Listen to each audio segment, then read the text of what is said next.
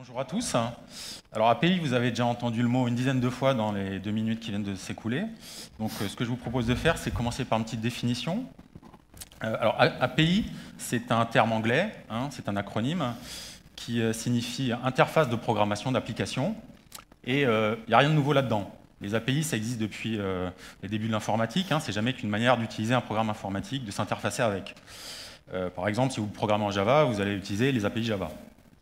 Mais nous, aujourd'hui, on veut vous parler d'un type particulier d'API, les API qui sont exposées sur le web, et en particulier les API qui sont dites ouvertes, donc en anglais Open API. Essayez de bien retenir le terme parce qu'on va l'utiliser 2 ou 3 fois pour la présentation. Un premier exemple, alors en fait un exemple qui se présente sous la forme d'un web service. On a un client d'un côté, un serveur. Le client n'est pas forcément un modem, un Minitel, pardon. Donc un exemple sous forme de web service en HTTP, donc on va faire un appel HTTP tout simple GET, donc sur Google, d'une API qui est l'API Numétéo de Google, avec en paramètre Paris, France, langue française. Et en réponse, on va avoir un XML, donc un XML qui va contenir la température actuelle, le taux d'humidité. Donc sur un format qui a l'avantage d'être très facile à exploiter de façon programmatique, et qui a en plus l'autre avantage d'être lisible par un être humain. Voilà, et donc à titre d'exemple, on vous propose une petite application très sympathique, Crime Near You. Donc c'est une application destinée plus au marché américain, puisqu'elle propose sur un fond cartographique issu de l'API Google Maps d'afficher des données sur les crimes, avec des catégories de crimes différents, donc qui sont produits autour de vous dans une certaine zone géographique. Donc c'est ce qu'on appelle un mashup. Ça couple 2 API, des données qui viennent du FPI et les données cartographiques issues de Google. C'est vraiment l'exemple le plus sympa qu'on avait trouvé. Alors aujourd'hui, sous le terme API, en fait, on ne parle plus uniquement de web services. C'est-à-dire qu'il y a des services nouveaux qui ont été proposés, présentés comme des API, et qui en fait sont des choses un peu plus compliquées qu'un simple appel de web service comme ceux qu'on vient de vous présenter. Donc on pourrait notamment parler des API de Google ou de Facebook. Facebook qui intègre directement les applications que vous composez au sein de son interface. On pourrait aussi parler d'autres exemples comme Google Maps, qui finalement ne vous renvoie pas un simple résultat XML, mais vous affiche une carte. Bon. En fait, toutes ces technologies dont on vous parle là, elles existent depuis des années. Donc question, pourquoi nous, on veut vous en parler aujourd'hui? Alors, ce qui se passe, il se passe plusieurs choses. Il y a une évolution des usages d'Internet, et il y a des sociétés qui créent des nouveaux business models sur les API. On va commencer par l'exemple de Twitter. Twitter, quand il s'est créé, ils n'avaient pas créé d'API. C'était un site web sur lequel on pouvait faire du microblogging, on tapait 140 caractères, etc. Et il y a des petits malins qui ont un petit peu hacké leur site et qui l'ont utilisé à la manière d'une API. Ils ont fait en quelque sorte une API, on va dire, non officielle. Et ils ont construit des applications là-dessus. Et du coup, les mecs chez Twitter, ils se sont dit, finalement, c'est pas mal, et si on exposait nous aussi une API? Tant qu'à faire. Ils ont exposé une API, et il faut savoir aussi que c'est exactement ce qui s'est passé chez eBay, et plus récemment chez Instagram. Ils n'avaient pas fait d'API au départ, et de facto, ils ont été obligés d'en développer une. Et le fait d'exposer une API, aujourd'hui, ça fait que 75% du trafic web généré sur le site de Twitter, c'est du trafic qui vient des appels d'API sur les API Twitter. Ce n'est pas la fréquentation sur leur site web, qui ne représente plus que 25% de leur site. Donc, on est un petit peu à un tournant du web où les usages changent. Les gens ne sont plus forcément sur les sites web, ils sont en mobilité, ils sont sur les réseaux sociaux, ils vont utiliser des applications mobiles, ils vont utiliser des widgets qui sont intégrés dans leur page Facebook, et donc ils consomment différemment le web. Et créer des API, ça permet d'aller toucher vos utilisateurs là où ils ne sont plus aujourd'hui, c'est-à-dire sur votre site web. Dans le cas de Twitter, le fait d'exposer une API, ça a permis de développer vraiment tout un écosystème, donc là qui est présenté sous la forme d'une galaxie, avec dans chaque branche de la galaxie un type d'application différent. Et nous, ce dont on veut vous parler, c'est d'une application qui se situe sur un bord de la galaxie qui s'appelle Cloud. Et pourquoi on veut vous parler de Cloud? Parce que c'est des chiffres qui font rêver quand même. Cloud, c'est une société qui s'est créée il y a 3 ans à peu près, en 2009. Et en 3 ans, ils ont réussi à rentrer dans un club très fermé qui est celui des milliardaires en termes d'appels d'API. Et dans ce club, il y a Twitter, Facebook, Google, Netflix, voilà, quand même des grands acteurs du web. Ils ont réussi à rentrer en 3 ans dans ce club très fermé. Leur business, c'est la mesure de e-réputation, donc la mesure de votre réputation, de votre influence sur les réseaux sociaux, Twitter et Facebook en particulier. Et depuis le mois de mars ou le mois de mai de cette année, ils gèrent 1 milliard d'appels de web services sur leur API par mois. L'autre exemple dont on veut vous parler, c'est Netflix. Alors Netflix, ils ont démarré en 97, quelque chose comme ça, comme un système de location de vidéos par courrier. Donc vous receviez le DVD que vous aviez loué chez vous. Et 10 ans après, ils se sont lancés dans le business des API. Ils ont ouvert des API pour faire la vidéo à la demande.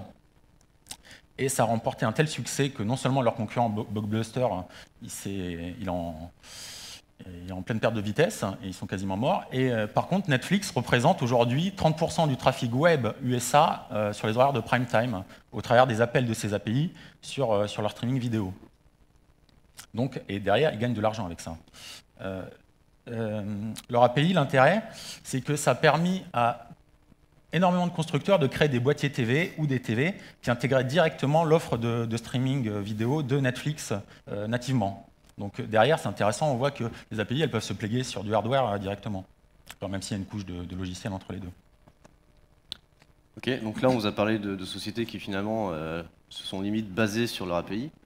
Du coup, on voulait vous proposer cette petite timeline sur laquelle, d'abord, on va réaliser que c'est eBay qui a un peu ouvert les hostilités en 2000 et qu'il a été suivi en fait dans les 5 années qui ont suivi par tout ce qu'on considère aujourd'hui comme les grands du web.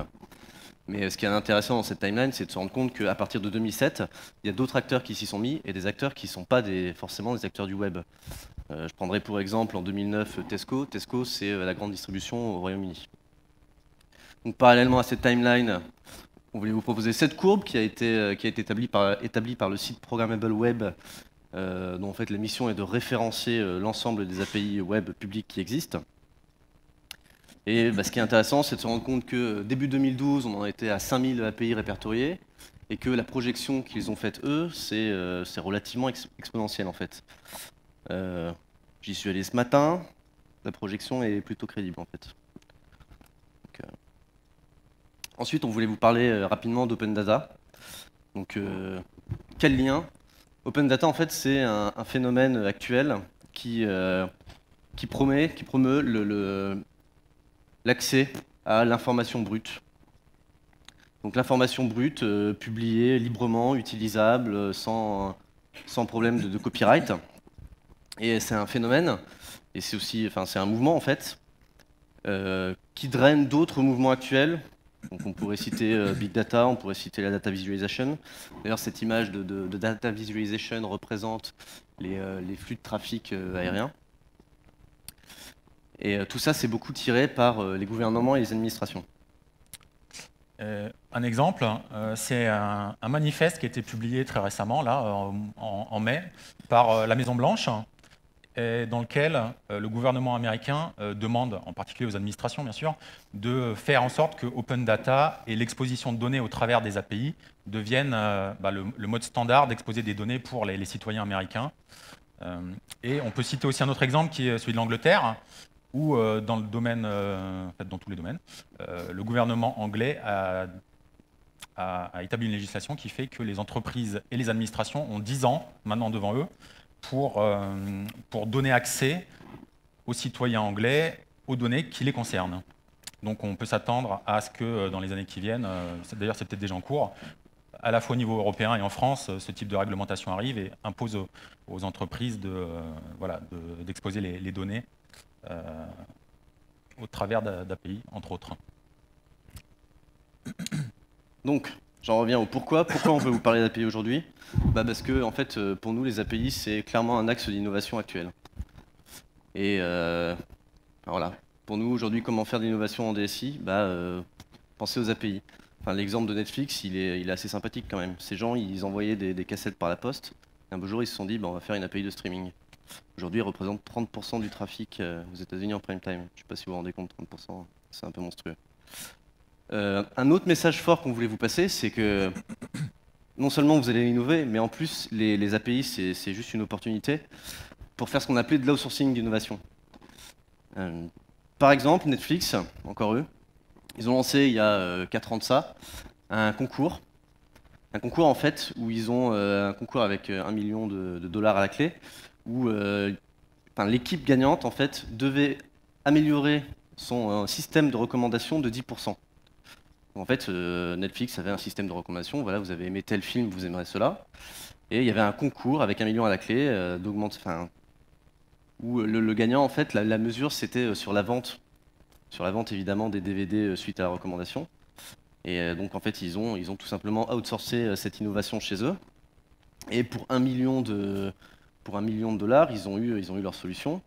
Les estimations que les mecs ont fait après de ce que ça leur aurait coûté s'ils l'avaient fait en interne, c'était 3 millions s'ils prenaient tout de suite la bonne équipe, sachant qu'il y a eu des équipes, il y a eu beaucoup d'équipes sur le sujet. Et donc voilà, c'est un exemple de comment outsourcer votre innovation. Et pour nous, ça nous semble un message fort et une grosse opportunité que vous offrent les API. Donc suite à tout ça, question suivante. Ok, c'est bien. Qu'est-ce que nous, on va exposer au travers d'une API? Alors, la chose qui vient le plus rapidement à l'esprit en parlant d'API, c'est d'exposer des données. Donc là, on retombe un petit peu dans ce dont on vient de vous parler, à savoir dans une logique d'open data. Aujourd'hui, potentiellement, vous êtes assis sur des gros stocks de données. On en parle à l'USI depuis 1 jour et demi. Il y a des gisements de données inexploités partout dans les entreprises. Donc c'est à la fois des gisements énormes, donc on parle de big data. Et pour prendre 2 initiatives en exemple françaises, on va parler un petit peu de l'API d'AXA-Bank et de celle offerte par le Crédit Agricole. Alors c'est intéressant parce que déjà c'est un milieu notamment qu'on considère un petit peu conservateur, le domaine bancaire. Pourtant ils innovent et ils ouvrent leur système d'information au travers d'API qui permettent à des développeurs tiers d'accéder aux informations typiquement des transactions bancaires, à l'historique sur potentiellement 10 ans, des transactions bancaires de leurs clients, et donc ils vont pouvoir créer des applications qui vont utiliser ces informations pour faire des applications de type PFM, donc Personal Finance Management. Et donc voilà un premier exemple, fournir l'accès à des données. Ensuite, vous pouvez exposer directement votre métier, quelque part les fonctions qu'aujourd'hui remplit votre système d'information. On parlait il y a un instant, par exemple, d'algorithmes de recommandation pour Netflix. Donc ça peut être pour faire du push de produits sur des sites e-commerce. Ça, après, c'est vraiment une réflexion que vous allez avoir, vous, en fonction de votre métier. Hein. On ne peut pas deviner, nous, aujourd'hui, ce que vous pourriez exposer, vous, demain, au travers de ces API, comme données, comme fonctions. Et ce qui est important de considérer aussi, c'est qu'au travers d'une API, on peut exposer aussi des ressources du monde physique. Typiquement, on prend l'exemple d'Amazon. À un moment, ils se sont rendus compte qu'ils avaient une capacité énorme, une puissance de calcul et de stockage. Potentiellement, je ne sais pas ce qu'ils en faisaient, mais c'était peut-être sous-exploité. Ils se sont dit, on va l'exposer au travers de ces API. Ils ont créé Amazon Web Services. Et depuis, j'ai regardé les chiffres ce matin, Amazon, aujourd'hui, ça représente 1 à 2% du trafic web. Et c'était quoi le truc? C'est 30% des internautes, quand ils utilisent Internet, font d'une manière ou d'une autre accèdent à des ressources qui sont déployées sur Amazon Web Services. Donc 30% des internautes quand même, c'est conséquent. Et au départ, c'était un libraire. Hein. Voilà, donc après, comme je vous disais, c'est en fonction de votre métier. Hein. Vous faites de l'impression, vous pourriez exposer des API d'impression. Vous faites de la logistique, ça va être des API de tracking qui vont permettre de suivre vos colis. Voilà. Oups, à toi. Donc, en fait, pour nous, les API, c'est encore une fois, c'est une opportunité de vous recentrer sur votre cœur de métier. Donc, je vais, rapidement, si je reprends les exemples de Stéphane, dans le cas de la banque, qu'est-ce que je vais demander à une banque? En fait, je ne vais pas lui demander de me faire une solution de gestion de mon portefeuille. Je ne sais pas s'il y a des banquiers dans la salle, mais je ne citerai pas de nom, mais parmi les banques actuelles, certains d'entre vous ne savent pas faire d'IHM. Et personnellement, ça me fait mal au cœur de choisir ma banque en fonction de l'IHM qu'elle va me proposer. Pour moi, les API, c'est une réelle opportunité vraiment de se recentrer sur son cœur de métier. Et quelque chose qui est rigolo, c'est qu'en fait, on se rend compte que finalement, le cœur de métier, si on le définit en quelques mots, nous, on a voulu dire, voilà, c'est ce que vous faites bien. Et là, je reprends l'exemple d'Amazon. Un beau jour, ils se sont rendus compte que là où ils étaient forts, c'était dans l'infrastructure. Ils se sont dit, ok, vendons du temps de CPU. Ils étaient libraires au départ. Donc on vient de voir un petit peu ce qu'on peut exposer, mais derrière, on peut le monétiser aussi, ce qu'on expose. En 2005, le business model autour des API était assez simple, hein, ceux poussés en avant par les grands du web. Chez Google, bon, les API étaient libres d'accès, c'était gratuit. Chez eBay, le développeur devait payer pour utiliser le service de vente sur eBay. Chez Amazon, on pouvait intégrer des petits widgets et en fonction du nombre de livres ou de produits Amazon qui étaient vendus, vous recevez un petit pourcentage, donc vous êtes payé. Maintenant, en 2012, le type de business model, il a vraiment évolué. Si on reprend l'API Google Maps, il y a différents modèles de pricing. Au départ, c'est gratuit. Si vous intégrez Google Maps sur votre site, il n'y a pas de trafic, tout va bien. À partir du moment où votre utilisation de l'API Google Maps elle devient importante, on va vous demander de passer sur un compte qui devient payant. Et donc, ils monétisent leur API et ils font rentrer de l'argent chez eux. Bon, je ne vais pas détailler tous ces business models, mais si, on peut parler aussi du Castor. Castor, ils ont proposé un autre business model, l'API du Crédit Agricole. Et ils ont créé une coopérative de développeurs qui va se partager après en interne les revenus générés par la vente d'applications, enfin, ou l'abonnement à l'utilisation des applications qui vont s'appuyer sur l'API du Crédit Agricole. Donc, le message important, c'est qu'il n'y a pas de business model absolu, c'est à vous aussi d'inventer votre propre business model. Et bon, voilà, il y a une grande diversité qui existe, il y a un grand champ de possibilités là-dedans. Et il y a des idées à prendre. Ouais, il y a des idées à prendre, bien sûr. Donc, encore un message qu'on veut vous faire passer, c'est que quelque part aujourd'hui, la DSI, elle a joué un peu le rôle d'un support transverse. Au travers des API, ce sont des produits informatiques quelque part que vous allez exposer, que vous pouvez monétiser, et vous allez pouvoir transformer la DSI en centre de profit potentiellement au travers de ces produits qui sont des produits techniques. Donc vous allez créer des nouveaux leviers de création de valeur. Et maintenant, on va rentrer un petit peu dans les détails techniques, savoir comment on peut aujourd'hui, qu'est-ce qu'il faut considérer quand on veut créer une API. On vous propose dans la suite de cette présentation d'explorer 3 axes. Un axe technique, un axe self-service pour les développeurs qui sont les premiers clients de l'API, et un axe qu'on appelait communautaire. Alors, ça va être un petit peu une liste à l'après-vert, mais ça va vous faire prendre conscience de tout ce qu'il faut prendre en considération quand on veut se lancer dans les API. La partie technique, les DSI aujourd'hui, c'est sans doute ce qu'elles vont maîtriser le mieux, c'est le runtime de l'API, c'est l'environnement d'exécution et tout ce qui va autour hein, quand on fait des logiciels sérieux, c'est-à-dire la gestion des logs, la gestion du versionning, c'est bête à dire, mais Twitter, quand ils ont créé leur API, ils ont oublié de faire du versionning. Au bout de quelques années, ils ont été obligés de le rajouter parce qu'ils n'arrivaient plus à faire évoluer facilement leur API sans avoir d'impact derrière. Donc c'est un truc auquel il faut penser très en amont.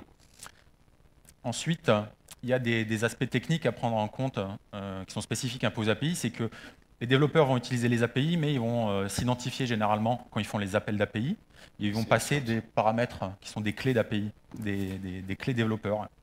Donc il faut générer ce genre d'identifiant. Il y a les protocoles de communication, bien sûr, on va en parler dans les slides qui viennent, et les formats de données que vous allez supporter, et le monitoring de votre API, c'est-à-dire pouvoir savoir si tout se passe bien, et surtout gérer les quotas d'utilisation pour garantir des SLA différents en fonction des produits différents d'API que vous avez, et les monétiser aussi.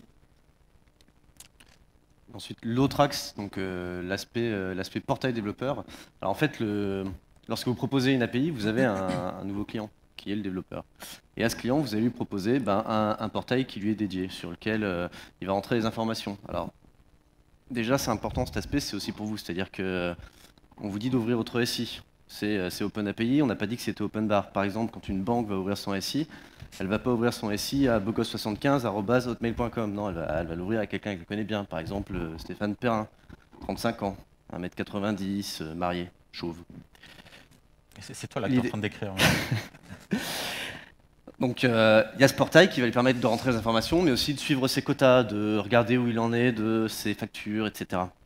Donc ça, c'est tout l'aspect, on a un nouveau client. Ensuite, il y a l'aspect communautaire. Donc en fait, quand vous allez exposer cette API sur le web, vous avez une communauté qui va naturellement se former autour, qui est constituée des développeurs externes et qui auront des questions sur cette API, qui auront besoin d'aide. Et en fait, cette communauté, il va falloir que vous l'animiez. Et on a regroupé dans cette partie donc, tous les outils qui aideront à ça. Il y a d'une part tout ce qui est technique, enfin tout ce qui est aide technique, pardon, et d'autre part tout ce qui est support au sens large. Alors, quand on parle d'API, comme je vous le disais, on va parler de web service quelque part. Donc, très rapidement, le débat risque de tourner autour d'un vieux troll. Alors, REST versus SOAP. Donc, c'est style, on va dire, d'architecture de web service. On ne va pas rentrer dans ce débat-là aujourd'hui. Nous, tout ce qu'on va vous dire, c'est qu'il y a un certain darwinisme qui se met en place sur les protocoles. Et sur le site de Programmable Web, on peut voir ici l'évolution entre 2006 et 2011 de l'utilisation des protocoles REST et SOAP, enfin ou des styles d'architecture, appelez ça comme vous voulez, en termes de support d'API publiques. Et ce qu'on voit très clairement, c'est que le nombre d'API ouvertes qui utilisent REST, elle est de 17% aujourd'hui contre 75%, on va dire en gros pour REST, et c'est une tendance de fond. Pareil pour les formats de données, SOAP versus XML, XML versus JSON, c'est clairement JSON qui a le vent en poupe aujourd'hui, même si le paysage est un peu plus varié en termes de format de données. Le message qu'on veut vous faire passer, c'est qu'il ne faut pas avoir une approche puriste, théoricienne. Le mieux que vous ayez à faire, c'est de considérer votre API comme un produit et d'appliquer par exemple des méthodes type de Lean Startup, c'est-à-dire aller voir vos clients, c'est-à-dire les développeurs, au plus tôt, et prendre leur feedback pour voir ce qu'eux, ils veulent vraiment. Si jamais ils vous disent, nous, on veut du SOAP avec du XML, ben, très bien, allez-y. Hein. Mais probablement, ils vont vous dire, ben, nous, on aimerait bien du REST et du JSON et un truc assez pragmatique. Donc, voilà un petit peu le message qu'on veut faire passer là-dessus. Ensuite, on veut vous parler un petit peu d'OAuth. Ça nous semblait compliqué de parler d'API en faisant abstraction. Donc OAuth, en fait, c'est un protocole qu'ont développé des sociétés comme Google, Facebook et Twitter, en réalité, parce qu'il y a un problème un petit peu spécifique qui se présentait à eux. Un problème qui est simple, en fait, c'est que généralement, ces histoires d'API, ça va être l'histoire d'un truc à trois. Il y a vous, il y a les développeurs, et puis il y a aussi vos utilisateurs. C'est-à-dire que Facebook et Google, ce qu'ils ont proposé dans leur API, c'est l'accès aux informations des utilisateurs. Sauf que, ok, c'est bien gentil, je donne accès à ces informations, mais est-ce que mes utilisateurs vont être OK? Et en fait, OAuth, ce que va permettre ce protocole, c'est d'établir en fait entre vous et votre utilisateur, donc pas le développeur, vous et votre utilisateur, un moyen pour l'utilisateur de donner des habilitations à une application tierce. Alors comment ça marche rapidement? C'est très simple. On va le faire entièrement.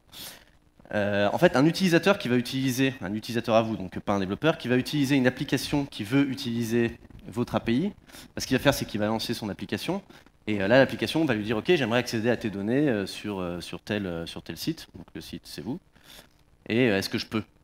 À ce moment-là, l'utilisateur, il va être redirigé sur votre site, enfin, sur un domaine à vous.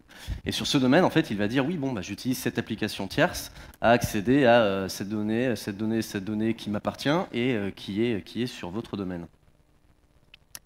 Et ensuite, en fait, il retourne à l'application et l'application va pouvoir utiliser ces données qui le concernent sur votre domaine. C'est à ça que ça route, en fait. C'est à créer ce moyen pour l'utilisateur de définir des habilitations qui vont être données à une application tierce. Le message qu'on voulait faire passer par rapport à ça, c'est que ce protocole, il n'est pas né de nulle part, et en fait, derrière, il y a des questions de sécurité qui sont assez complexes. Et en fait, si vous avez ce problème, si dans vos API, en fait, vous voulez publier des informations qui concernent d'autres utilisateurs, enfin des utilisateurs, vos utilisateurs, basez-vous là-dessus, en fait. Parce que si vous essayez de le faire vous-même, vous ferez probablement des bêtises. Les mecs qui ont bossé dessus sont des mecs sérieux. Il y a peu de chances que vous fassiez beaucoup mieux, en fait. Alors, les deux messages forts qu'on voulait faire passer, en fait, dans cette partie comment, c'est tout d'abord celui-là. En fait, vous avez déjà probablement une stratégie pour adresser le mobile. Et quand vous faites une application mobile, la communication entre votre serveur et votre application mobile, elle va se faire avec des API qui ressembleront très probablement à celles qu'on est en train de vous décrire. Donc, en fait, une des premières façons d'aller vers les API web publiques, c'est de regarder ce que vous avez fait pour le mobile, en fait, et de vous poser la question, dans quelle mesure je pourrais éventuellement publier ce que j'ai mis techniquement à disposition pour mes applications mobiles. L'autre message fort, dans cette partie comment, c'est que pour nous, ces API, c'est une opportunité d'innovation technique. Mais vraiment. C'est-à-dire qu'il y a de fortes chances que ce que vous allez développer, ce sera une partie un petit peu à part dans votre SI. Mais en fait, allez-y, lâchez-vous. Enfin, si vous voulez essayer de faire du NoSQL, c'est le moment. Si vous voulez essayer de faire du DevOps, c'est le moment. Si vous vous posez la question de déployer des trucs dans le cloud, c'est juste une opportunité parfaite. C'est l'endroit et le moment. Et toujours sur le comment faire, hein, comment déployer cette API et tout ce qui va autour en termes de gestion communautaire et de self-service, ce dont on voulait vous parler, c'est de solutions qui existent déjà et qui fournissent l'ensemble du service. Donc là, je vous ai positionné un petit panorama avec toutes les solutions que moi j'ai identifiées, enfin, que nous avons identifiées. Et alors, déjà, je vous explique un petit peu l'historique. La plateforme de gestion d'API, c'est un marché de niche qui est apparu vers 2006 avec la boîte qui est en haut, hein, je pense, Mâcherie. Et ensuite, il y a eu des concurrents qui sont apparus, APG, Streetscale, et puis depuis quelques temps, il y a de plus en plus de sociétés qui se positionnent là-dessus. Et leur business, c'est quoi? C'est à la fois, ils vont vous fournir tout ce qui va bien pour aller autour de votre API, monitorer votre API, la gestion des quotas, créer des clés pour les utilisateurs, gérer l'authentification avec hôte, gérer les tokens hôtes. Donc vraiment toute la partie runtime. Plus, ils vous proposent de créer des portails web développeurs clés en main, dans laquelle vous allez trouver donc tout cet aspect self-service, avec le reporting d'utilisation en termes d'appel d'API, toute la gestion du compte développeur avec ses identifiants justement, qu'il va utiliser dans la création d'applications. Et enfin, ça va aussi gérer toute la partie communautaire sur les forums d'échange, les questions-réponses, enfin voilà, tous les éléments, la documentation autour de cette API.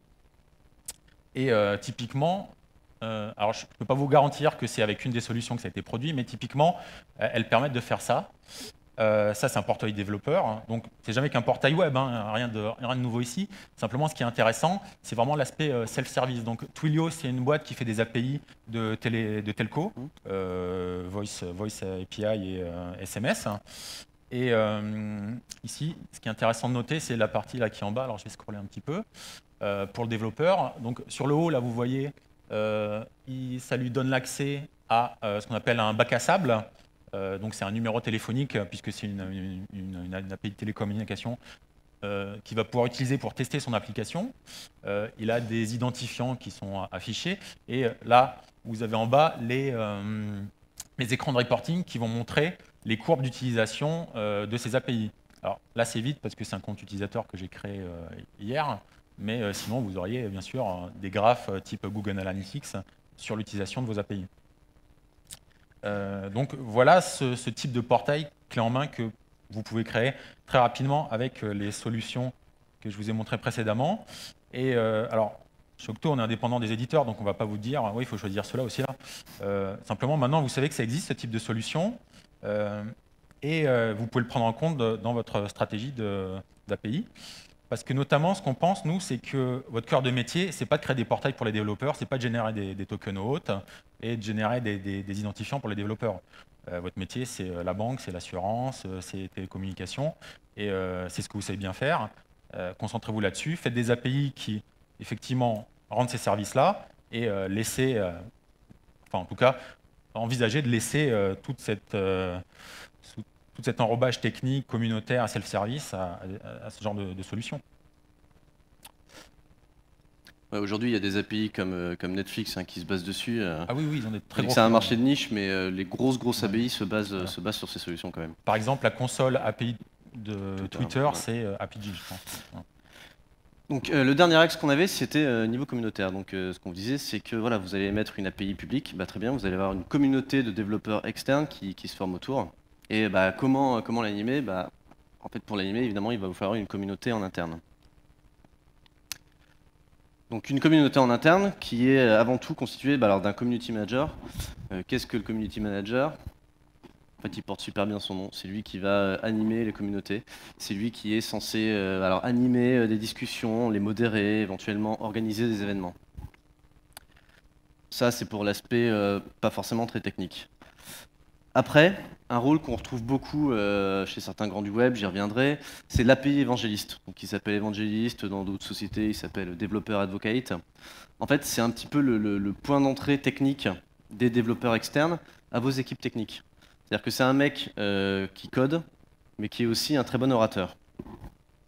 Et en fait, nous, il y a quelque chose dans lequel on croit beaucoup avec Stéphane, qui est que quand vous développez une API et que vous la mettez, vous la publiez sur le net, en fait, vous allez avoir des questions parfois très précises. En fait, à ces questions, mettons une question sur une fonctionnalité précise, qui est-ce qui sera mieux placé que le développeur qui a fait cette fonctionnalité pour y répondre? Pas grand monde en fait. Et nous, ce qu'on pense, c'est que en fait, il faut que vous ayez une équipe de développement que vous puissiez un minimum rendre visible à l'extérieur. C'est-à-dire que sur les forums, sur les questions techniques, etc., c'est eux qui vont répondre en fait. Après, on peut identifier d'autres rôles comme le technical writer, qui va écrire les articles techniques, qui va écrire les tutoriaux, ce genre de choses. Et enfin, un autre rôle, qui est que avec votre API, ce qui va probablement se passer, c'est que vous allez avoir des partenaires stratégiques et des sociétés. Et à un moment donné, ces sociétés voudraient leur fournir un support un peu plus important qu'un truc en ligne, comme vous le faites pour la plupart des développeurs. Et en fait, là, ce qui va se passer, c'est que vous allez probablement avoir des développeurs de chez vous, que vous allez un peu envoyer en mode conseil, quoi. C'est-à-dire que vous les enverrez développer chez vos prestataires, vous les enverrez les aider. Et c'est encore un profil différent. Et en fait, pour nous, l'équipe de rêve dans le développement d'une API, c'est des profils un peu particuliers.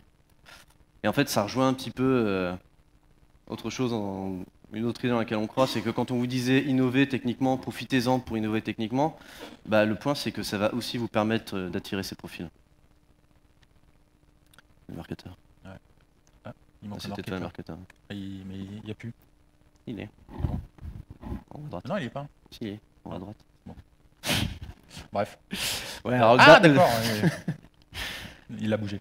Ok, donc l'API marketer, effectivement, c'est le dernier rôle dont on voulait vous parler. Comme je vous le disais, les API deviennent des produits que vous exposez. Et qui dit produit, dit technique de marketing. Vous pouvez appliquer à vos API les mêmes techniques de marketing que d'autres produits. Et l'API marketer, qu'est-ce qu'il va faire?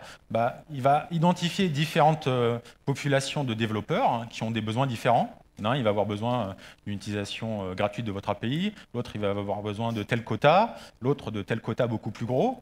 Et derrière, vous allez leur mettre des pricing différents et des SLA différents. Et l'API marketer, il fait ça. Il va définir des lignes de produits API différentes en fonction des besoins différents de vos utilisateurs, développeurs. Voilà. Ouais. Ensuite, ce qu'on veut vous dire, c'est montrez-vous en fait. C'est-à-dire que par exemple, dans vos projets de développement, vous avez l'habitude d'utiliser des outils de gestion, de bug tracking, de tickets, de ce genre de choses. Allez-y, en fait, mettez-les en public sur le net, au moins en partie. C'est-à-dire que en fait, c'est un petit peu inspirez-vous des projets open source que j'ai envie de dire. Il y a un tas d'outils que vous avez l'habitude d'utiliser pour vos développements.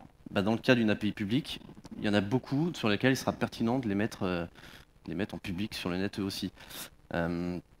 Par exemple, alors l'image c'est le logo de GitHub qui a un petit peu été utilisé autrement. Alors qu'est-ce que GitHub? GitHub en fait c'est un service en SaaS de repository de code, Git. Et avec en plus des petits aspects sociaux. Par exemple, si vous codez des samples d'utilisation de votre API, si vous codez des librairies, publiez-les sur GitHub. Mettez le code sur GitHub en fait. Et invitez les gens à les essayer, les modifier, etc. Montrez-vous. Et enfin, un des derniers aspects qui sont importants sur la dimension communautaire, c'est de créer ce qu'on appelle des hackathons. Alors ça peut s'appeler DevD. L'idée, c'est que vous avez une communauté de développeurs. C'est des gens qui aiment bien se réunir et coder tous ensemble. Et il n'y a pas que les grands du web qui font ça. Tout à l'heure, je vous parlais de Twilio. C'est le genre d'événements qu'ils organisent aussi pour échanger des idées, pour créer des applications l'espace d'un week-end.